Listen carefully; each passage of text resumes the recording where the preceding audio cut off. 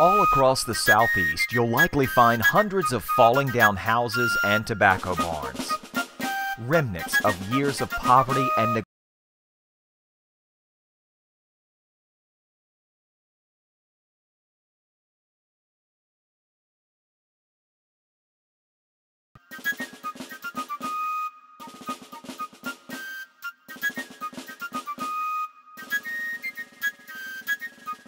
This house was the home of American patriots, a Revolutionary War colonel and soldier, politician, a Methodist minister and educator, planters who practiced their responsibilities, gifts, and rights of a new democracy through civic duty.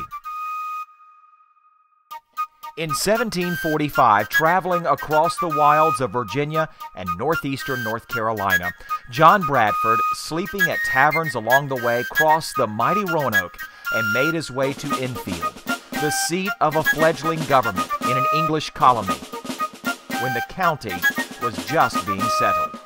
Bradford received a land grant near Enfield from Lord Granville. There, a story-and-a-half house, built on the hall and parlor plan, was constructed with heavy, hand-sewn pine timbers.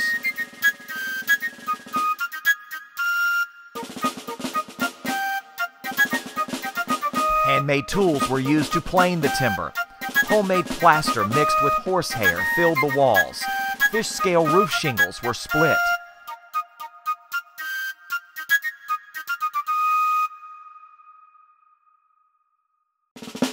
The hip-shaped chimney was laid in Flemish bond from handmade bricks fired from local red clay.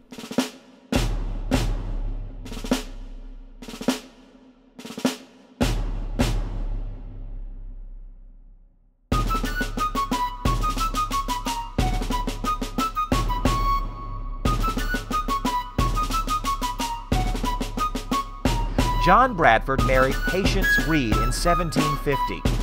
Together, they raised a family. Among them, Henry Bradford. During these years, the determined spirit of the people of Halifax was seen in all parts of the province in resisting English rule. Bradford was elected as delegate to the first Provincial Congress in 1774. He was an officer in the Revolutionary War and later a judge and member of the North Carolina government in Congress.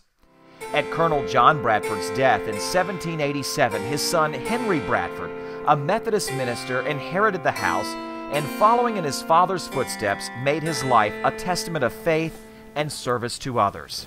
Hard preaching and hard riding occupied the intermediate hours. We have passed rapidly through Edgecombe into Halifax County. Oh, the awful state of religion in this circuit. He entertained Bishop Asbury, preached, held camp meetings, and wrote hymns. Henry Bradford and his wife attended a reception given at the Eagle Tavern in Halifax to honor General George Washington on his southern tour. And in later years gathered with friends and dignitaries to greet General Lafayette at the branch home in Enfield, North Carolina. But Henry was also interested in education and established the Bradford Academy for Girls. Henry died in 1833. His descendants grew and followed his life of hard work and faithful service to others. Today, the historical Halifax Restorations Association Incorporated is determined to save this historic residence. The Bradford Denton house has now been relocated to Halifax, North Carolina. In the summer of 2013, a dendrologist came on site to determine the exact age of the Bradford Denton house from the existent timbers within its foundation. Dating the structure to its exact age helps glean more extensive evidence of the history in the making at that time.